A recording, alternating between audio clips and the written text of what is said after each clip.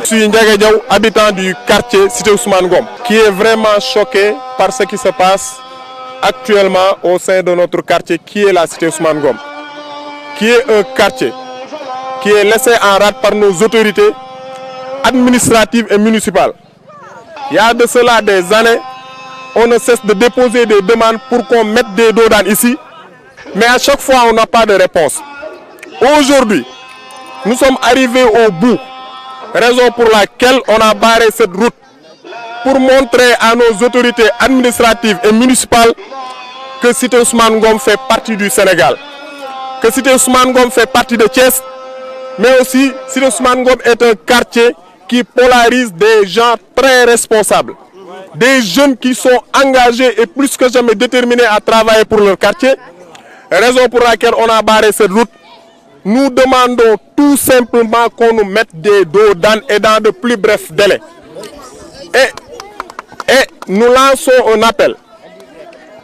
au préfet du département de Thiès, nous lançons un appel à la mairie de Thiès, nous lançons un appel au chef de l'État. Nous leur informons que pendant ces derniers temps, il y a au moins 5 de nos parents qui ont été renversés par des voitures ici. Et le lendemain ou bien le surlendemain, on nous annonce leur décès.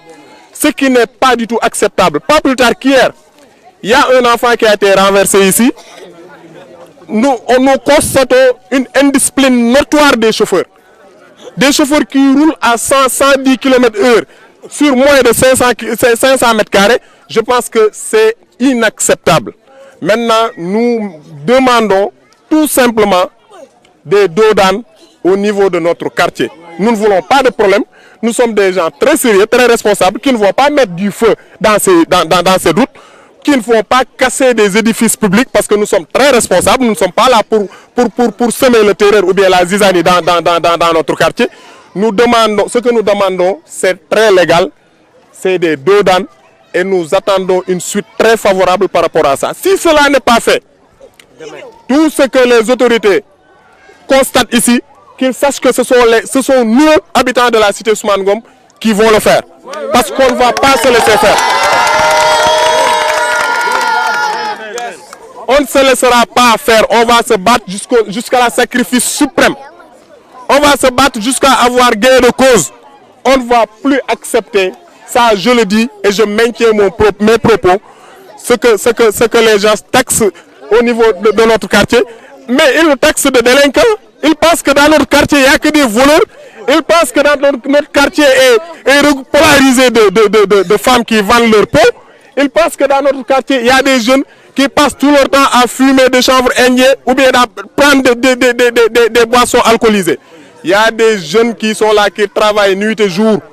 Il y a des jeunes qui sont là, gëm sen bop, ay jeunes yu gëm sen bop ñoo dëkk ci koñ bi di liggéey def sen poche. Donc il ne faut pas qu'on nous prenne pour des guignols. C'est pourquoi nous lançons un appel avant de donner à notre père Daouda Diambo pour la version à Wolof. Ce que nous disons, c'est très simple. Nous demandons à ce que les autorités nous mettent des dodanes, pas plus. Nous ne demandons pas plus. Nous demandons que des dodanes. On nous met des dodanes, alhamdoulilah, Djamam. On ne les met pas, on va mettre ce... L'ounou gis rek ñun la. Ça, on le dit. L'ounou gis ñun la. Voilà. Daouda Diambo laa tudd, habitant ci quartier Cité Ousmane Ngom. Dafa fekk ne Cité Ousmane Ngom ak som tali bi dong moo leen séparé. Tali bi nag matul sax 500 mètres. Ba nga xam ne matul 500 mètres, nit ñaa ngi fi accidenté di fi dee tous les jours. Rien que il y a 4 mois de cela, suñu benn papa moom la fi Jakarta fël mu génn àdduna. Am na beneen xale boo xamante ne fii la ko oto fël mu génn àdduna. Ci at yële ñu génn sunu papa ndem si yàlla taala lay fii la ko oto mbëkk ñaari yoon dégg nga ak yeneen yu ñu mënut a wax. Donc bu ñu toogee xool situation bi ba démb suñu benn doom suñuy jarbaat la fi oto mbëkk dégg nga kooku bu dawuloon bu baax agglomération boo ñëwee ci agglomération dawuloon ndànk lu am yow xale bu ndaw nga ñëw mbëkk ko ba xale bi ndax mi ngi dund wala mi ngi dee kenn xamu ko sonn trop yéen yi du dëgg du yoon dégg ngeen parce que ñun fii laa toog fii y a de cela 2 ans ma jël benn pétition bind borom kër yi fii yëpp ñëpp signé école excellence signé Al Houda Al Mobin signé dégg nga waa borom kër yi nekk boor bi yëpp ñëpp signé ma jël ko boole ko une demande yóbbu ko fële yóbbu ko mairie ba boobu ba léegi dégguñu ci dara yéen yi nag dafa jaaduwul. boo waxee ñu ne route nationale ñoom géré wuñu ko ñii géré wuñu mais route nationale ay nationaux ñoo fa nekk. c'est des nationaux qui habitent ici dañoo sonn dañoo tay. kii nag wane na ne moom Thiès ñor na ko parce que bi mu yëgee suñu naqar bi mu yëgee suñu coono bàyyi na lépp lu mu doon def ñëw pour jàppale ñu kon donc dama bëgg yéen ñi taxaw fii yëpp ngeen tàccul ma Maodo Malick Mbaye mi bu baax ba pare ñu jox ko moom mu sànni ci ay kàddu ñu soog a avancer voilà. bon très bien asalaamaaleykum mbooloo mi je crois que Ndiaga dañu ñëw parce que naqarlu d'abord li nga xamante ni am na fi parce que ku nekk xam na ni fii route nationale la donc dans tous les cas yoon la bi nga xamante ni dafa war a am sécurité donc bu fekkente ni dem na ba affaire bi manqué situation bi manqué ba ngeen jël ko en charge dañ ciy d'accord ak yéen mais dañuy wax ni tamit Ndiaga moom citoyen la yaakaar naa ni toujours xeexu askan wi daf ciy taxaw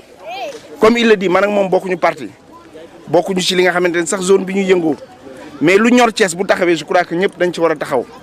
moo tax may d'accord d'abord ci manifestation bi maanaam ñu alerter nit ñi ñu attirer attention nit ñi mais ma leen di ñaan parce que aussi il faut ngeen xam leen li leen naqari Thiès nekku leen ci yéen rek am na yeneen Thiès waay yi nga xamante ni ñi ngi koy xeex mais loolu niñ koy xeexee xëj na mën na am neneen nu mu gën a gaawee def ngeen li ngeen di def nag Ndiaga ban maa lay demander def ngeen li ngeen def préfet yëg na ko renseignements généraux yi informé nañu xam nañu ko li ñuy ñaan mooy ñu nettoyer ko bàyyiwaat yoon bi te ngeen xam ni li ngeen def tey alerte la dugg na ci bopp nit ñi en tout cas ñun intéressé nañu parce que comme li Ndiaga wax dëgg la sama oto laa jël dama ñëw ba fii fàttaliku ni taximan bi sax yoruma monnaie bu ma ko fay ma ne ko jaaraatal ma mun la fay mais dafa am yi nga xamante ni boo ko déggee da ngay war a bàyyi li ngay def nga ñëw teew. kon paa yi jeex na ñun ñooy paa yi léegi li ñuy ñaan autorités yi mooy nañ ñu defal ay doodaan te waa askanu Sénégal Thiès xam ni dimbali ñu ngir yàlla ni fii du route nationale buñ ko fàtte fii route secondaire la yoon bi dañ ko xàlloon ngir jaarale fi nag yi dem Dakar buñ ko fàtte du route nationale kon bu jamono màggee ba nga xamante ni mujj naa doon route nañu jox sécurité. lu jiitu loolu ndax yëglu ngeen ci kilifa yi. kilifa yi ñu ci war a yëgal yëpp yëgal nañ ko ñaari at. parce que yëg na ni ñu ngi nekk fii di manifester moom muy première autorité bu département bu Thiès mu bàyyi ay yitteem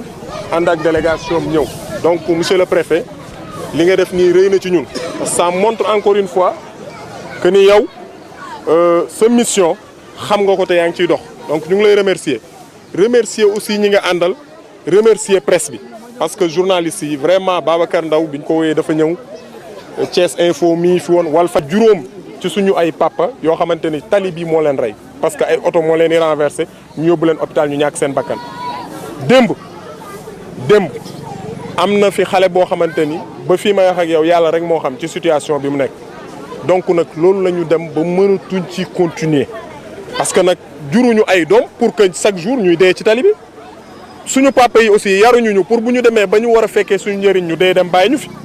donc dañu fi nekk pour ñu gunge ñu ba ci kanam te tali bi li mu ciy yóbbu dafa bari maintenant ci kaw loolu la ñu génn ne nañ yëglu li ñu def yëglu la parce que avant ngay ñëw gis nga ni commencé nañ dégager maintenant nag ci loolu aussi vraiment kii di Maodo Malick Mbaye di nit ku baax parce que ñun woowuñu ko pour inviter ko dafa dégg ne fii cité Ousmane Ngom jeunes yi génn nañ ak femmes yi di manifester parce que dañu soxla ay doodaan xaw ma fu otoom nekkoon mais taxi la fi ñëwee ce qui est sûr mooy xaarul otoom donc ça montre encore une fois que ni même ñun ak moom bu ñu bokkul ay parti politique jamono tey du mbiru parti politique mbiru askan la mbiru gox donc loolu moo tax moom mu ñëw fii bi mu ñëwee aussi li mu njëkk a def mooy yow li nga waroon jouer moom jouer na ko parce que ñëw na ñaan ñu ñun ak ñoom tonton Daouda Diambo ñoom sëy ak jeunes yi ñu ko àndal ak femmes yëpp ne ñu dégg nañ leen mais bu ñu sañoon ngeen dindi mbalit mi ba oto yi mën a circuler da ngeen xam ne li ngeen di wax préfet dina ko dégg na ko te dina ñëw donc ci kaw loolu aussi lañ dindi mbalit mi yow daal lu ñu lay wax lu simple parce que dañoo am ay préoccupations yu bëri fil haute tension yi rey na ñett ci koñ bi fil haute tension yi mais loolu comme que tey lii mooy priorité dañu bëgg lu ñuy def ñu jiital priorité mooy ay doodaan yi moom dañu ko bëgg dans les meilleurs délais pour que wax. ci ginnaaw autorité dañuy yaakaar ni man dama ragal man ragaluma nit buy dee benn yoon lay dee du dee ñaari yoon man dama yor sumay jarbaat yor suma doom te dañuy dem ci arabe bi dañuy dem école su leen oto renversé lii ñuy demandé fekk amuñu ko su may jénn arme laay jénnaa leen donte sax dama ciy dee man ragaluma li may wax. waaw d'accord. lu mel noonu la ñuy bañ mu am. Ahmed dégg nañu c'est-à-dire du am c'est-à-dire leen di sant d'abord comme ci tabaski la ñu génn maa ngi leen di baalu àq di leen baal àq sama taxawaay fii ci mission laa nekkoon maa ngi nuyu kilifa diine yi ci loolu laa jot message ne ma am na ay nit ñu baare tali bi ma coupé mission bi ñëw pour déglu leen parce que loolu mooy suma mission premier contact nag la ñu am yaakaar naa du nekk bii mujj yow amal naa la tontu waaye kii mujjee wax amal naa ko tontu te ñaar yi du benn su fekkoon ne sa kaddu rek moo ñëw lii may tontu après ngay dégg maa ngi koy ñaan d'abord mu dal fii Thiès le département est bien contrôlé te amul benn groupe boo xam ne dina fi teg administration pression su fekkee nee na beneen génn lay génn maa ngi ko koy conseiller mu bàyyi ko ici l'État est fort et il le restera bu loolu passé ma dellu si ci yow di rafetlu sa kaddu di rafetlu kaddu conseillers yi ak ñi nga àndal ñëpp parce que dal na te yoon la boo leen amee préoccupation ngeen yëgal ma ko boo leen ñëwoon bureau dinaa leen dalal bi ma ko yëgee comme maa ngi ci mission di nuyu kilifa diine yi ñëw naa j'aurai 2 visages à Thiès l'État aura 2 visages à Thiès très compréhensif et disponible pour ñi am sa taxawaay ferme et intransigeant pour ñi xalaat ne mën nañu jël beneen yoon je voudrais que cela soit clair seen préoccupation d'abord lu juste la maa ngi jaale ñi nga xam ne ñàkk nañ leen ci yoon bi te li ngeen wax aussi yoon la nit bu jaaxlee dafay seet niñ koy fajee maa ngi waaj a organiser réunion technique avec la gendarmerie les 5 sous-préfets de Thiès les sapeurs-pompiers pour étudier depuis entrée Thiès ba sortiyam sur la route de Tivaouane fi ñu war a poser ay ralentisseurs loolu suma warugar la parce que voirie classée la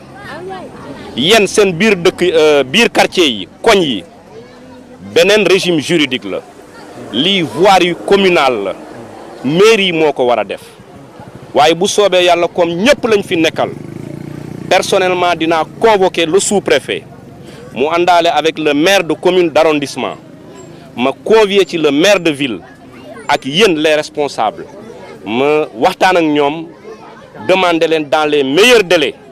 nañ leen defal les ralentisseurs parce que dans le principe je suis d'accord